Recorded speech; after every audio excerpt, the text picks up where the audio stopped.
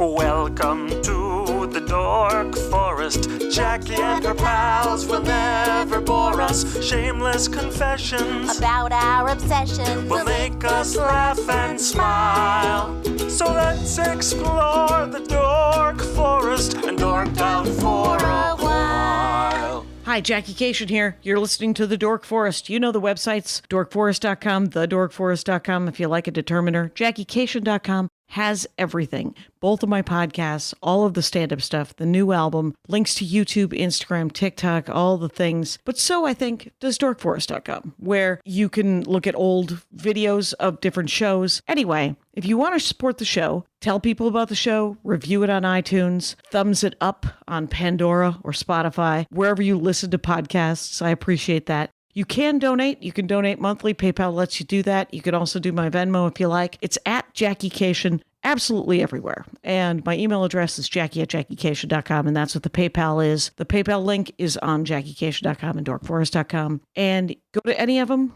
Thanks for listening. There's merch. There's stand-up. There's tour guide. You know, you can find out where I'm touring. This is getting long, so let's get into the show.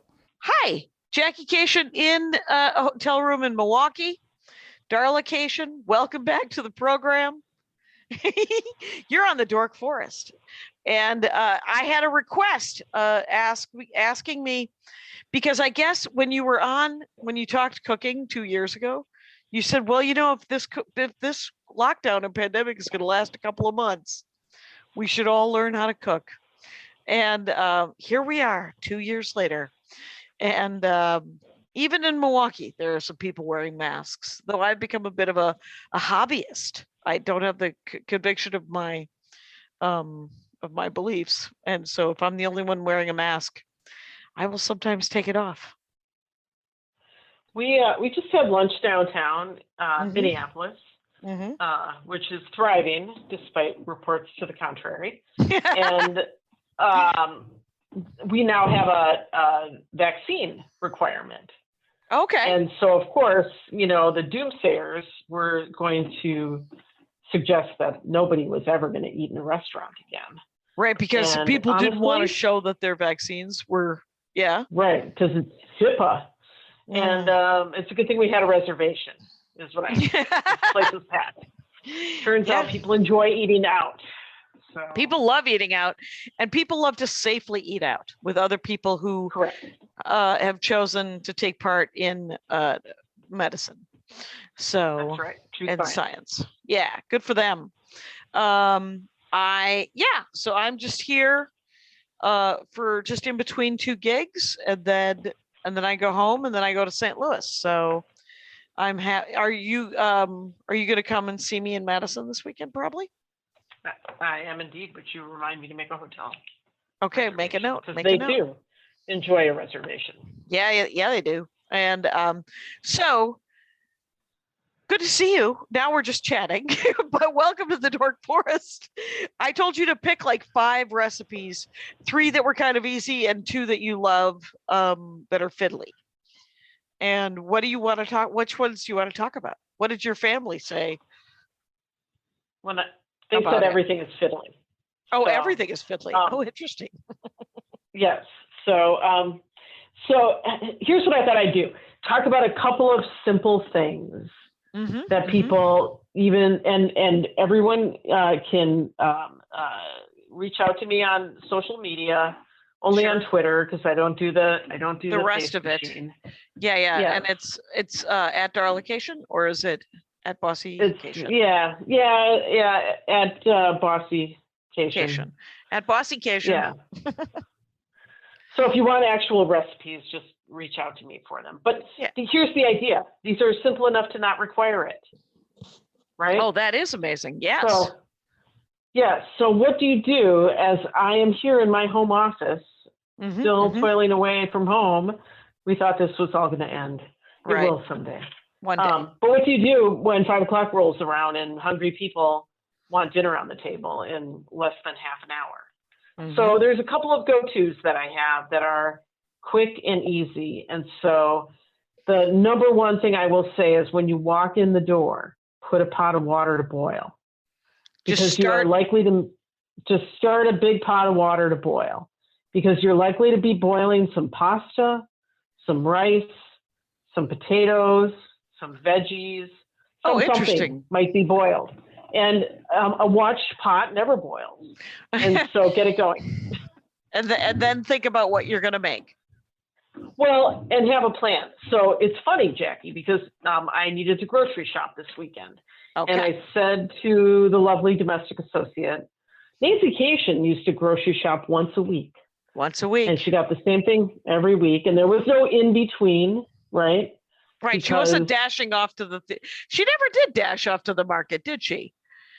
No, there wasn't like a baguette from the French bakery. There wasn't a stop at the meat shop, right? Right. So There would I was beep thinking as about she that. drove up the driveway. She would just beep her horn a bunch, and then we all had to take our feet off the furniture and wash the dish Right, in the sink, and then walk outside and help her bring groceries in.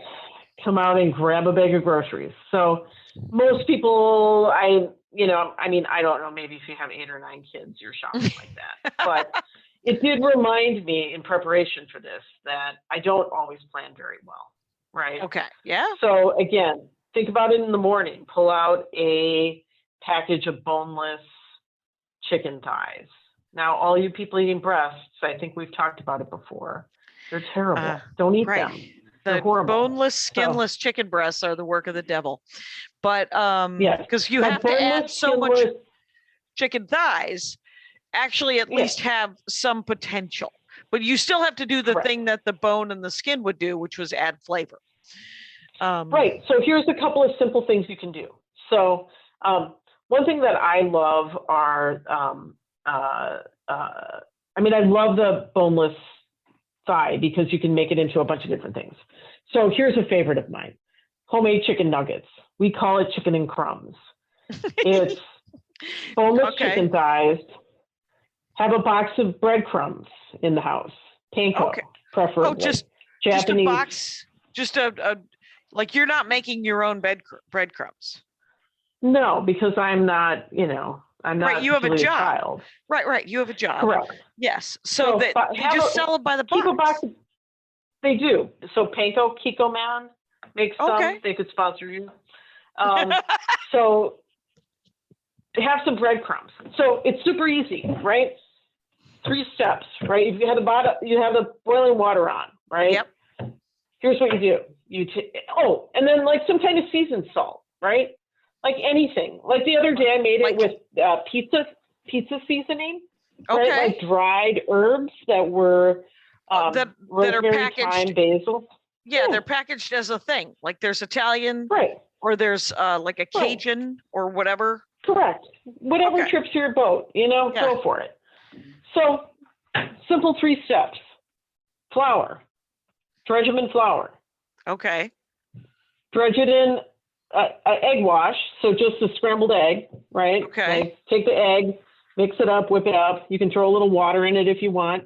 And then roll it in the breadcrumbs. Throw it on a pan. Takes about 20 minutes to bake. And you have homemade chicken nuggets. They're healthier. They're tasty. We're going to have to unpack this. So what you've done is you have frozen chicken thighs, right? So you've defrosted them.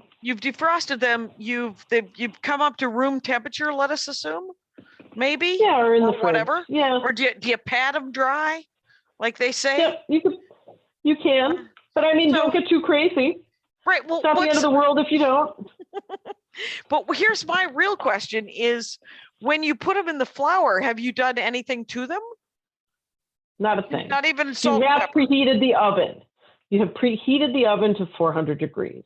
Okay, so there's so flour, and then once it's dry, flour is on it. You put it in eggs. I know it sounds funny, doesn't it? Yeah, it sounds but gross. It works really well. And then you put it in the panko and make sure it's all covered up. And you haven't cut it. Have you cut it into nuggets yet? It's just a chicken thigh. You could. Again, it's they're small. Right. They're a little, chickens aren't big and the thighs are not robust. Right. It's not huge. It's not hugely big. Wow, I'm having some lighting power issues but there, huh? Yeah. But Okay, and so then you just bake it in a 400-degree oven or whatever until they're done. Yeah, 20 minutes or so. 25 minutes. If you're a person who cares about the temperature, it should be about 165, right? Right. So they should be cooked all the way through. Now, here's the cool thing about it, right? So now you have homemade chicken nuggets, super quick. Yeah. And you can drop your veg. Like, we eat a lot of broccoli in our house. Okay. So just some steamed broccoli. I don't actually steam it. I just boil it. Oh, because you have boiling water. Yeah. Because now you have boiling water. It's in the oven. You're ready to go. You can. Do you want to make some rice? Here's the secret rice recipe. Okay. You can make rice just like you make pasta. There's no magic to rice. Get a cup of rice. Strainer. Yeah, cup of rice in 2 cups of boiling water. Boil it until the rice is done. I don't know, 7-8 minutes. Pour it in a mesh strainer. Not one that's got big holes in it. Right. So, it's got to be a fine and a throw strainer. it away because now you're throwing it away. Don't throw away your rice, you guys. So, but you're not now you have rice. So if you have 8 cups of water boiling, because that you put on, I might take 2 off for rice. Okay, you take 2. Maybe you take 2 out, put it on another heater in another pan. Yep. And it's already mostly boiling, and then you add your cup of rice, and then you cover it. Yep. And you cook that for 10 minutes, and it's done. But you're not looking to make like pilaf style rice that's like fluffy. You're just cooking rice. So let's say you pull those 2 cups of water off. You could even throw a bouillon cube in if you wanted. Right. I know with it's those gross. 2 cups. But it's salty. People like it. Yeah. People enjoy it. Right. But now you have some rice to go on the side. Right. Right. And you've got some veg. Yep. Easy peasy. Right. Okay. Now, the millions of people who are going to reach out and say, but Jackie, I don't eat chicken. Oh. I'm a vegetarian. Hey, guess what? You know what's awesome? Tofu nuggets. You do exactly the same thing. Oh, what do you use? Do you use a medium strength tofu? Because that I like a firm tofu myself. Yeah, just because they hold together a little bit better. I mean, you have to kind of work with tofu a lot, but if you do, you know exactly the kind of tofu. Then you know what you're doing. Yeah. Okay, so let's check this out. So you asked about seasoning the chicken before you do this. Yeah. Right. The chicken's got a lot of fat. It's going to pick up the flavor from the crumbs and that sort of thing. Tofu is a blank canvas, right? Yeah. So you're going to want to season that tofu before you run it through the flour, run it through the egg wash, run it through the panko. I like to use a 5-spice powder. Yeah. Which is kind of a Chinese spice powder. Super Okay. tasty and delicious. Yep. Again, easy peasy. But guess what? You don't even have to bake it for 20 minutes, right? You're just going to bake it until the breadcrumbs are crispy. Yeah. Correct. Let's say you go to the grocery store and because of the problem with supply chain, there's no chicken thighs. Right. Well, they have super thin pork chops, right? Oh yeah. But no bone. With pork chops. Yeah, you could do it with pork chops. Yep. Can you do it with beef? I never have, but I don't suppose there's no reason why you couldn't. But here's the other thing. Don't you have like a fish company that sponsors you? Right. Jackie and Lori show. Yes. Wild Alaskan. Yeah. So I've done it with cod and halibut as well. Okay. Right. Now that's kind of a fancy fish to be making nuggets out of. Yeah, it is. But my kids really love fish sticks. Right. Right. And then what you're doing is they're not nuggets, they're sticks. But you're not even cutting them anyway. So you're essentially giving them one giant nugget. Correct. Okay. And then they cut them themselves. Now, if your kids are little or incompetent, you can, you don't have to leave it big. You can cut it up yourself. Right. And then it'll toss easier if you cut it up yourself in the flour, the egg wash, and the panko. Yes. Yeah. But then you have more steps, right? And I don't like to touch raw meat. So, I want to do it as quickly as possible. You love to cook. Darla Kashian loves to cook, owns thousands and thousands of gloves before the pandemic even happened. Oh, I was the go-to when people needed gloves. They knew I had them. So here's the thing to think about. Now you've made different meal, it's the same thing, right? So you don't have to reinvent the wheel every time, right?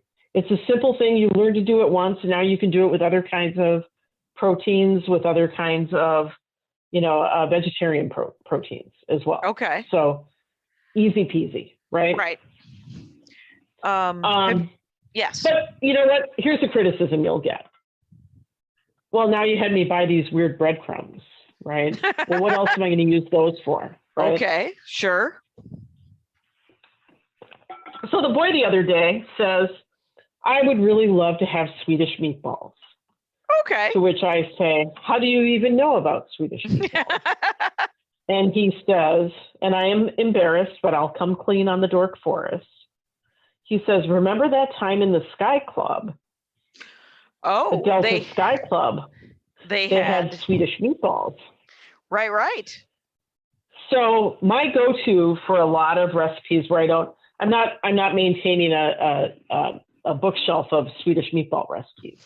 Okay. I do subscribe to the New York Times recipe app, and they of course have many choices of different of all the foods, I'm sure. What is the subscription? How much does that cost? I think it's like $50 a year, or maybe something like that. Okay, right? but it's a separate app from the New York Times. Correct, and I use it a lot because it gives you a lot of good ideas, and it has a lot of, and it's really targeted to, families cooking at home. And I know the Washington Post has a lot of recipes that way too. So interesting. So I went to but here's what I was reminded of when I went and looked up the Swedish meatball recipe.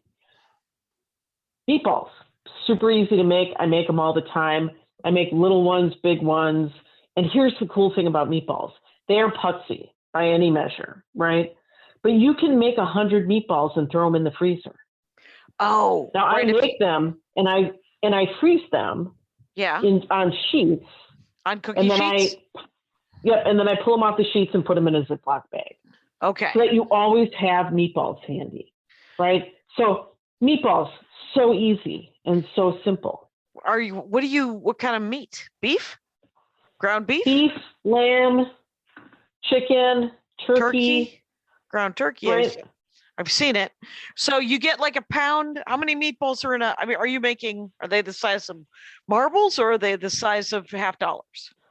Well, because I'm putsy again, right? I measure them. So I make 1 ounce meatballs. They're about the size of maybe between $50 and $25. So what do you mean? Do you have like a tiny ice cream scoop? I have a kitchen scale. I like them all to be the same size. Okay. But again, people let me not lead you down a path of OCD. Right. It's, so again, meatballs, super simple. And you don't have to have all the ingredients in the world. So now you have these breadcrumbs. Right, that you used for the other thing. Yeah. Right, now you have like half a cup left, right? Ugh, what am I going to do with that? So you take the half a cup of breadcrumbs, 2 pounds of meat, chop up an onion, make it fine, saute the onion. It makes it better and let it cool. Right? Okay. This is more of like a Sunday afternoon project. If it's, and the kids can help. Or like and the kids can help, and it's super fun. And if you have gloves, it's not messy. and then again, with the seasoning, right? What do you want? Do you want an Italian meatball? Well, again, like those Penzi dry spice mixes, right? Easy, simple. Right. If you want to get fiddly, you can do it, but you don't have to. You can just buy. Without question, but you don't have to. Yeah. Right. Because here's the thing. It's like a dry spice is perfect for this. And by the way, if you bought dried spices before the pandemic, they're old and need to be replaced. Right? You should replace your dry spices every year or two because they do get old and dry and gross.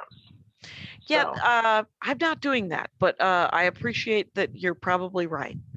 I run through cumin and coriander a lot. But other than that, so you use that. Like paprika, I don't replace that. We have tarragon we go through pretty quick because Andy makes a chicken tarragon popover. But other than that, I'm just like, well, it's close enough. Yeah. Like if it's turmeric or whatever. But if you got one of those fancy spice racks when you moved into your house in 1973, and it's next you to might the want to start over. spoon display, Yeah, time to start over. Right. So, and if you can't taste the spices, what I would say Right. that it might be a better way to go. Like you used it and you were like, this was supposed to taste like something, and it doesn't. Maybe I would say then for sure replace the spice. Also very, very good point. So again, half a cup of breadcrumbs, 2 eggs, Okay. saute an onion, throw it in there, some garlic if you care. Right. I do a lot. Hot sauce. Hot sauce if you like a spicy. Here, Yeah. think about this. What if you like an Asian style? Yeah, fish Meatball. sauce. Right? Little fish sauce, a little sesame oil, Yeah. little soy sauce, right? If you don't know if it's going to taste good, Yeah. go light on the seasoning and then fry up a little bit of it and taste it, right? Okay. And so that it's not too late. do you add oil to the meatballs or just No, a because little if bit there's because enough it's usually fat. fat, right? Yeah. So you would do a toasted sesame oil because of the flavor, right? Okay. Not because of the fat. Got it. So, but something like that, and really simple, really easy. A little bit, maybe some ginger, maybe some lemongrass, right? Right. Those kinds of things. The Swedish meatballs called for nutmeg, all kinds of weird stuff. Turned out we had it because we're those people. Right. Christmassy kind of. Was it a Christmas Yeah. meatball? Yeah. And Phil told me that you can buy an already made meat mix at Ingebretsen's on Lake Street. So, Okay. But, I wasn't going to do that. But I will now because I was, I want to delicious. support Ingebretsen's. It was Right. delicious. But again, super easy. And what can you use those meatballs for, right? Yeah. All kinds of things. Now, we had Swedish meatballs we had with pasta. I made a cream sauce. The cream sauce is so easy, right? It's just make a roux, add some chicken stock, some of those onions, and then let it thicken. It was great. Really, really easy. But let's say, I only made one batch, but I could have it would have been just as easy to have made many more. And then you freeze them. Now, what can you do with them? You can put them in a soup. You have them ready for a pasta. You can have just like a meatball appetizers if you're having friends over. We served it with cranberry sauce. Okay. So you can have lingonberries. So again, simple using ingredients that you have in your house. Right. And 2 pounds of meatballs, 2 pounds of ground beef make like 30 meatballs or 30 to 35 meatballs. Yeah. Right. How many ounces are in a pound? Oh, right. Yeah. 16, but you're adding bread and you're adding eggs and you're adding the panko onion, and eggs and onion. So if it's 32 ounces of meat, there's at least 32 meatballs in there if they're 1 ounce. Yeah, you're probably talking like 40 yeah, or so. Closer to 40. That's and then if you're baking them on a cookie sheet, just sort of spread out. I'm just obviously. freezing them. Oh, you're not even baking them on. No, because I want to use them for the purpose when I'm ready, right? Oh, okay. So they're just raw. They've been rolled. That's why the onions are cold. They're just put on the thing. You make sure that they're solid frozen. Then you put them in a Ziploc bag, and you can take them out 6 at a time, or a dozen at a time, or whatever. Yep, as you need, right? And again, then you have less of that crisis at 5 o'clock when you're trying to think, oh my gosh, what am I going to make for dinner? Right. Okay. Oh, that's right. I have meatballs, right? Yeah, I could. Super, super easy. Yeah. Here's the thing that I make. I probably made this for you. Just regular chicken thighs. Yeah. Right. Just baked. So in the chicken thighs. Baked. Right. Mm-hmm. Easy. Right. Yeah. Put them out. Salt, pepper. That's it. It. No pepper. Not even pepper. I don't like pepper because pepper burns in the oven. Just salt. Bake them for 25 to 30 minutes. It's almost impossible to destroy a chicken thigh. No, you would have to overcook it. That is the only way. And by that, you'd have to bake it for over an hour. But think about this, that when you're doing that, So get one of those sheet pans, right? And so this has been a popular theme in cooking of doing sheet pan dinners, right? Okay. So we're a family of 4. So you throw 6 or 8 chicken thighs. You chop up some potatoes. You put some, white potatoes and sweet potatoes, because I have a kid who doesn't eat orange things. And then you can just put like very high quality frozen broccoli. Okay. And bake it all together, right? So you want everything to bake at about the same temperature. So you're going to put those nice frozen broccoli stalks. Yeah. You're going to put those on frozen. You're going to cut the potatoes into like quarters so that they bake, right? Okay. Quick. You could parboil them, but again, we want to keep it simple. Yeah. And you're gonna make this all on a sheet pan. I put foil down because I like cleanup to be easy. Yep.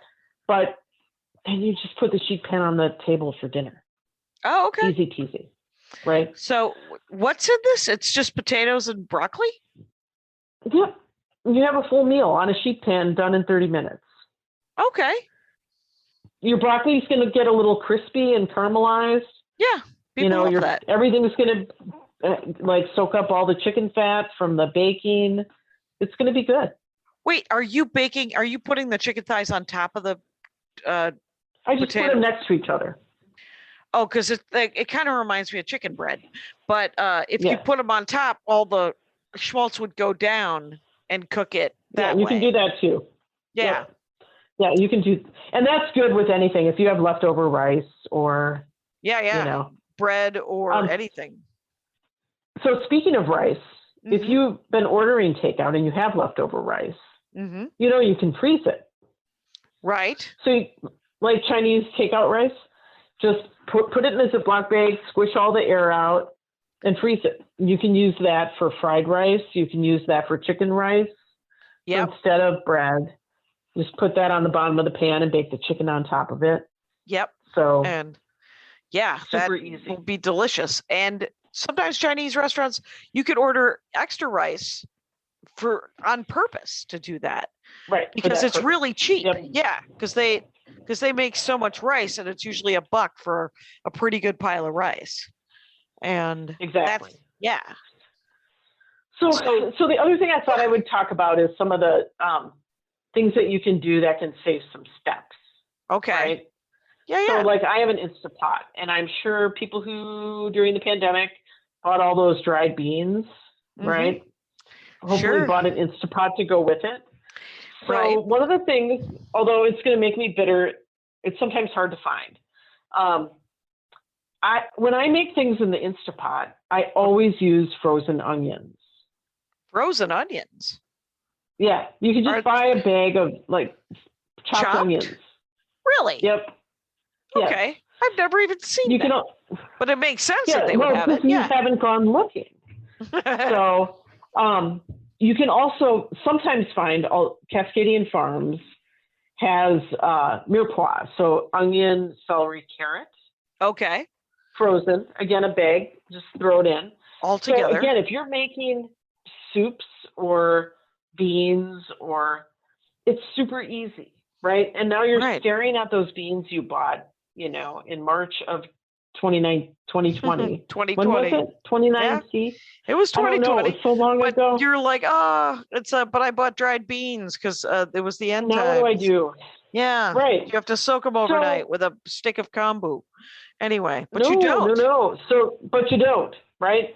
So again, and you'll find in the frozen vegetable section, all kinds of these seasoning things. So if you like a mixed pepper, which I do not, but people do. Oh, the mixed bell pepper, right. Yeah, you can find frozen peppers, right? Right. Again, throw them in with the beans, a little bit of stock or water. Easy, Right. And then one of my favorites is homemade lentil soup, right? Yeah. Because it's quick and fast, and especially in the Instant So, and it's almost done before you've said the sentence, because lentils. The table. Yeah. It's. How do you do that? Because I've never made lentil soup in the Instant Pot. Oh, so I have a lamb share, which I'm sure people don't have, but I live in the Midwest, so Oh, you bought part of an animal that was cut up. Yeah, half a lamb. Okay. So, but you can do it vegetarian as well. So again, those frozen onions, a pound of like lamb stew meat or like a shank or whatever, garlic, saute it, and then throw in a cup or two of lentils, and then cover it with stock. Not too much, because one thing you notice in the Instapot is that it doesn't really evaporate, right? And so it doesn't evaporate. That are way too brothy. Yeah, because lentils usually soak it. Yeah, they usually soak it up on a regular pot. So I just do like just enough to maybe cover it by an inch or so. Okay. You can throw in some lemon juice or like other seasoning. Bay leaves. If you're out in California, you can cut some rosemary when you're out walking the dog. And boom, it's done. Right. That's it. The stew meat cooks, the lentils cook. I usually with my lentil soup, I toast cumin and coriander and then grind it. And then I put, and it's just a teaspoon of each. And then I just do garlic and sometimes a bay leaf if I remember. And it's delicious. So on some of the like more complicated things, I think you mentioned that I had made ramen. Yeah, I wanna tell people that these are very simple meals that Darla makes on the regular. But there was a time, and that time occasionally occurs regularly, when you like a fiddly recipe. You like it to take a while. And I remember this ramen soup where you made the noodles, you coddled an egg for a day and a half. There was some damn thing happening. But tell us about this ramen for my sake. Well, be careful. I volunteered to do a pop-up dinner. Right. Well, I suggested to a friend of mine who was doing these pop-up dinners, seating two seatings, 25 people each. Wow. That I would love to be the guest chef.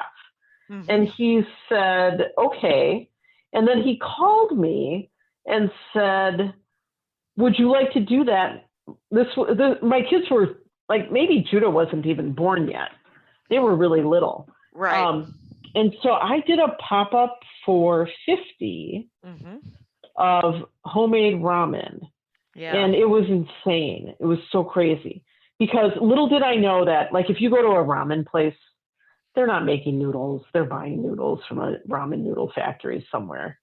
But I made 55 portions of noodles. Yeah. I made a homemade vegetarian and a homemade pork stock. Right. I made soft-boiled eggs. And here's what I learned, that you need to do that with old eggs. And it was funny because I had eggs from the co-op. And the night of the event, I had one of the waiters had to run to the neighborhood, like a 7-Eleven or something. Yeah. Yeah, and get me 24 eggs. Yeah. I made like a salt cured salmon for an appetizer.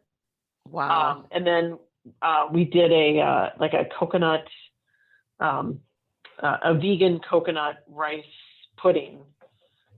With tropical fruit for dessert. And okay. It was, these are words I've rarely uttered. I have bitten off more than I can chew. But it was a blast and we had such a good time. And you lived and everyone loved it, I bet. Everyone loved it. We lived, we had a great time.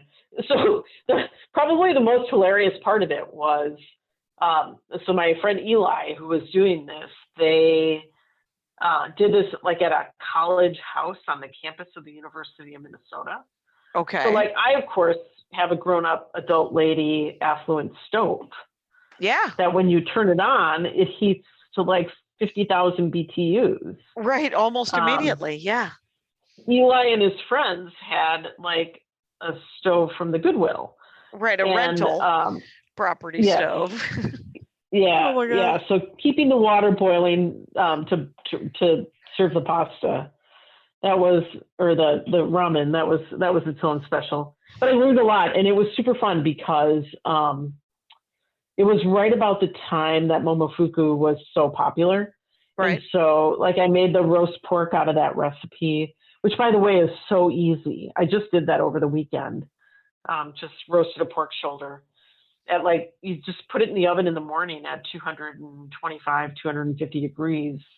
And at night when you come in, you have, falling off the bone pork roast. Yeah. It's got to be 5 or 8 hours or something. But what spices are you doing for ramen? I mean, I have several questions. One is, you said you made a vegetarian broth, a vegetarian stock, because I know that a lot of times with the ramen stock, they cook the bone for like 18 hours for the pork. Yeah. How do you simulate that with a vegetarian? How do you get that richness in a vegetarian? I just hope that vegetarians were less judgy. Interesting. Yeah. And they are. Yeah. They are. They're used to. Yeah. So you don't really get that same like tonkatsu, like porky fat, full body fat. That but collagen, I made a mushroom. yeah. Okay. Yeah, I made a mushroom stock and it was delicious. Yeah. And I would say of the 50 guests, there were probably 12, and we knew in advance who was going to be vegetarian. Right. So with a vegetarian stock, are you putting the mushrooms in the stock in addition to putting it in the soup?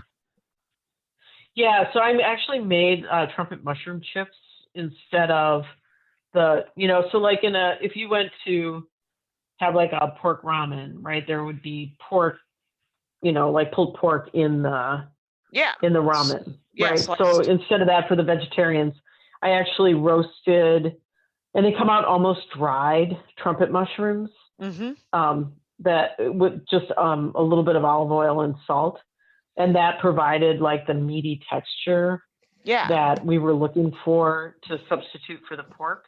And then everything else could be the same, right? All the other like veg. Right, because it wasn't vegan; it was just vegetarian. And right. So although there were some vegans as well, but I did say when I agreed to do it, no gluten free. Okay. You couldn't really do that as a gluten free option. Right. That. Yeah, that so was the only thing in that menu that would have put off a vegan was the soft boiled egg, right? And that was fine. So you just didn't have an egg. Yeah. But it was interesting because the people who sat with people who had the mushroom ramen, really, all those people really wanted the mushroom chips. Right. Like I very easily could have served that as like an appetizer. Or just as something to put on top. Because sometimes and it's usually just scallions, isn't it? Where you get a side thing to put on top. I used also some sesame rice crackers. Okay, nice. That to give it some texture. I think the only objection I had to that whole meal was that it was soft, right? And so, when you want to have, like when I think of planning a menu, right, I want to have color, I want to have flavor, and I want to have texture. Yeah. Right. And that makes sense. That was a meal that was really, I felt like a little bit too much on the soft side of things. Right. There wasn't anything crunchy. And how big are trumpet mushrooms? Are they big? They're big like the shiitake caps or something, or? No, they're more like a full-size trumpet mushroom is like maybe 3.5 to 4 inches. They're big, thick, meaty mushrooms. Okay. Yeah, and they're wide, right? And you just cut them in. Yeah. So they're really good. And when you dry them, or like sort of dry roast them, like your entire house will smell like a mushroom farm. It's kind of outstanding. Crazy. Yeah. But it gives you a lot of that earthy, that same rich earthiness that the meat. Get, that makes sense. For. I think another putsy thing that I've been making a lot of lately is larb. Larb? Lamb Thai dish. It's a kibble, right? No, well, it's like a salad that you get in Thai restaurants. Okay. And so it's finely chopped chicken or beef. If you go to an authentic Thai restaurant, it's usually beef and then like some beef tendon, which I happen to like, but mostly I've been doing it with chicken. But Right. So finely chopped chicken with like all kinds of herbs, Thai basil, cilantro, kaffir lime, some ginger, lime juice, Is it served cold? scallion. It's served room temperature, Oh, weird. usually with cabbage. Next time you go for Thai food, you should have it.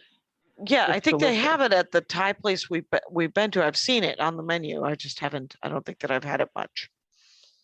And then it has and it's interesting. This is I think this is the reason I love it, is that it has toasted rice powder in it, which is kind of hard to find. I did find it on the Amazon, Okay. not in the Amazon, and you sprinkle that on, and it gives it like a crunchy overtone to it as well, Yeah, which I think is super interesting. that is interesting. That is what? Wow. What So if you're making that, so obviously you cook this finely chopped meat, and then then you cool it to room temperature, and then you toss it with all those vegetables and stuff.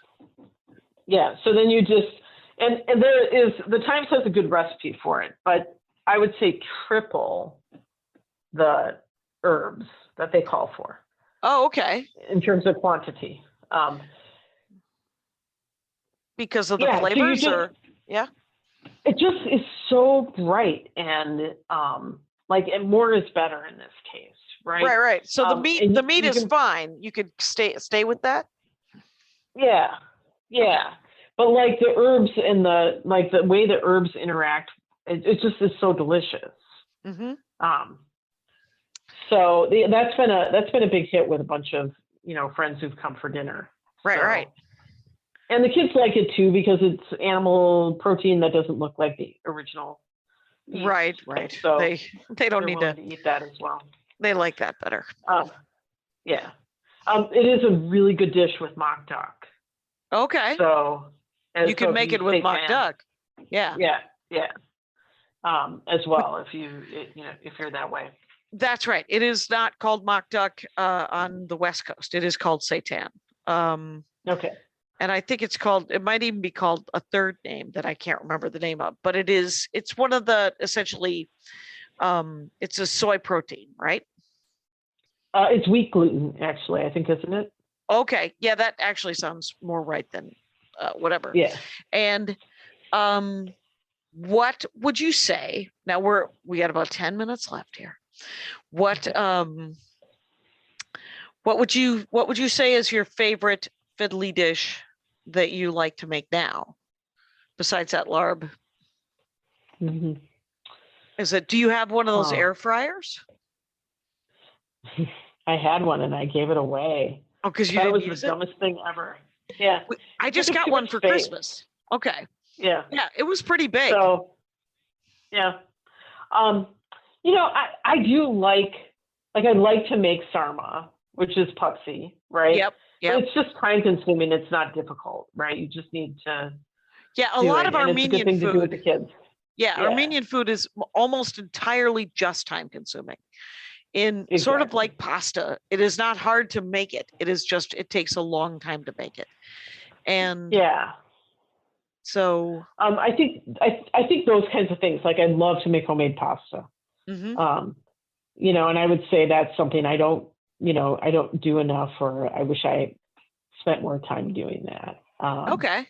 And I used to a lot when Noah was little. Like she actually didn't know that pasta came from a box. Okay. Because I made so much of it. I do love to make bread, and that is. I do resent the new to bread baking, but not sourdough. Like I don't want a living thing on like molding on my counter. Oh, right. That and the commitment to that is real. To try to have to keep it alive. Yes. Also, there's a lot of really lousy sourdough breads out there. They're dumb and heavy and gross.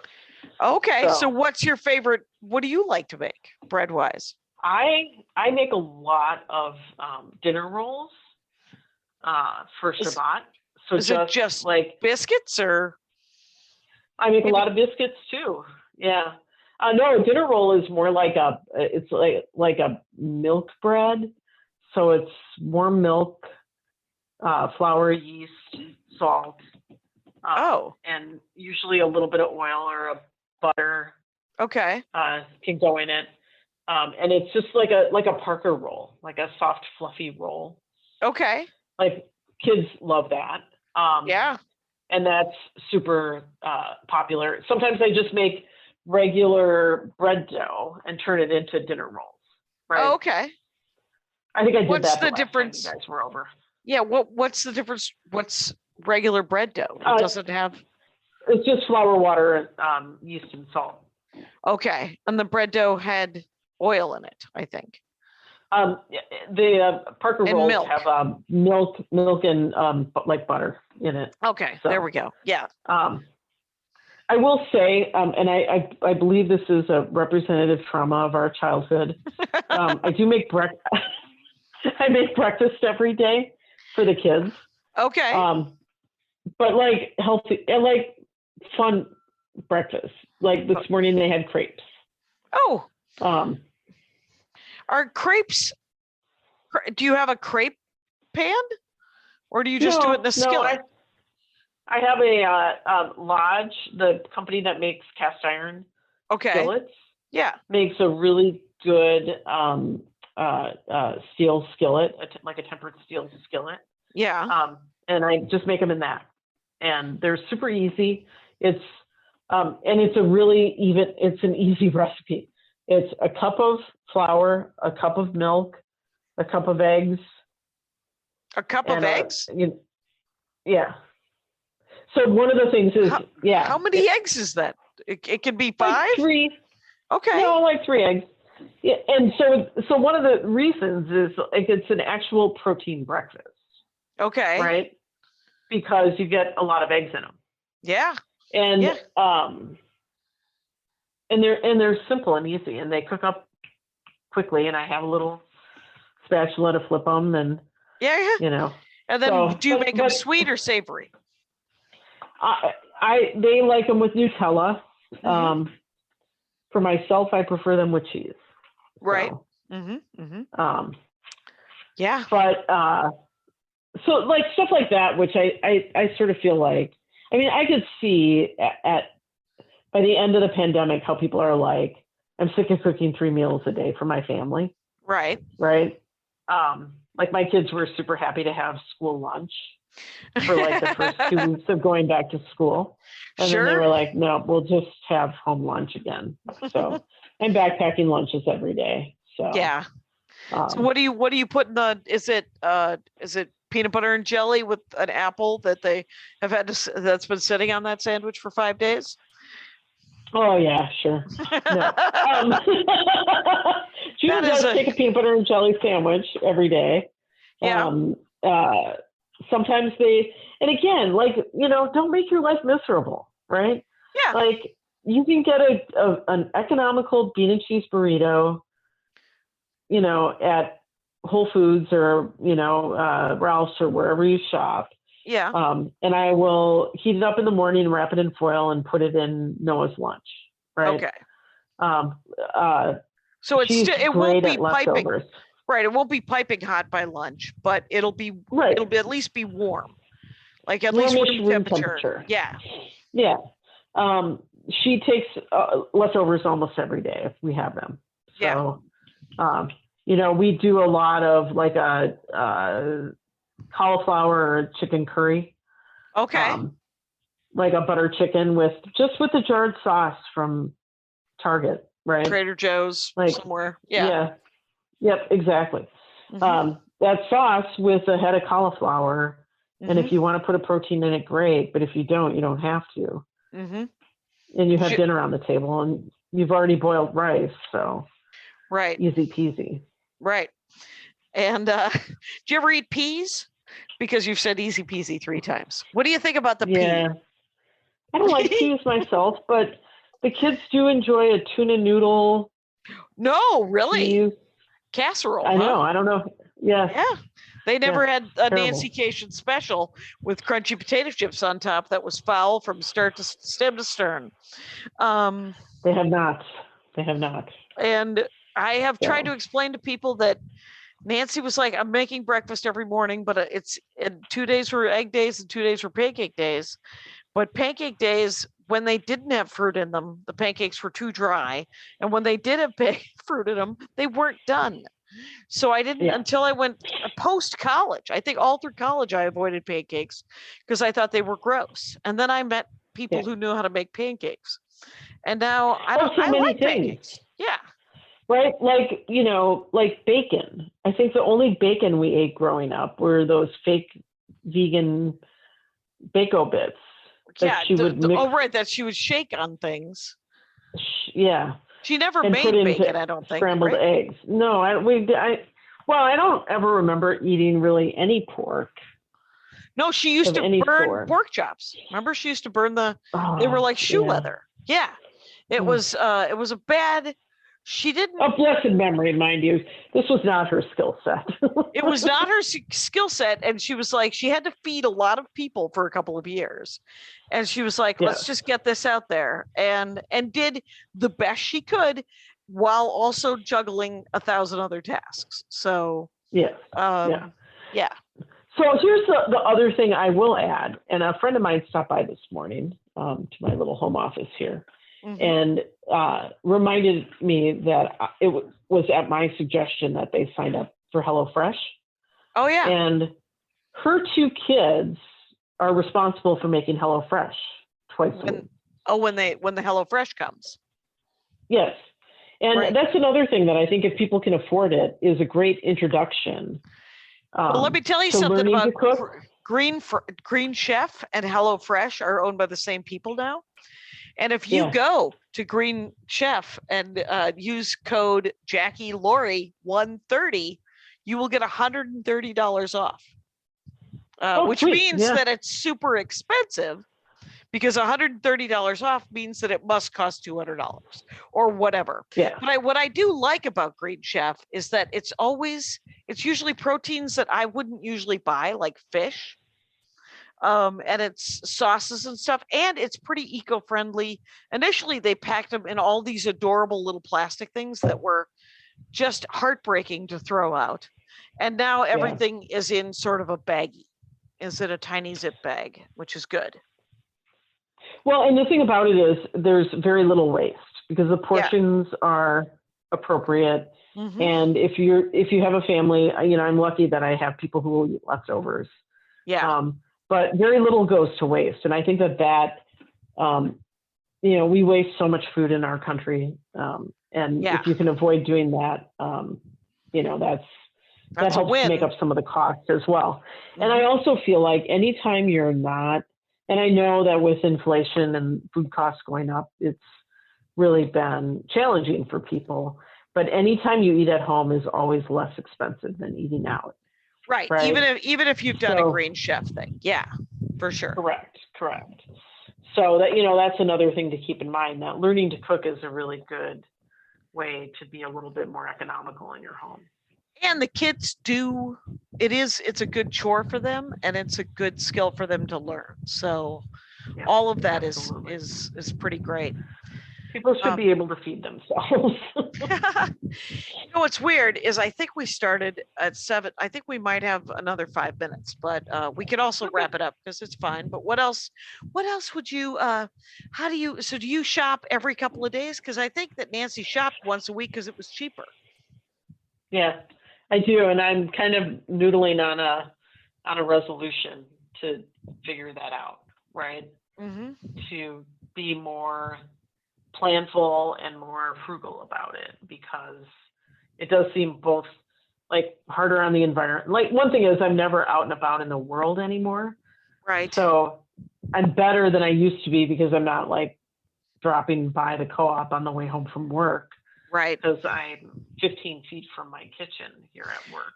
Right. You're right. Exactly. Now you're like, I'm sure there's something I can defrost. Yeah. Exactly. If not lamb. I'm sure there's plenty of lamb. And fish, because I got the fish there too.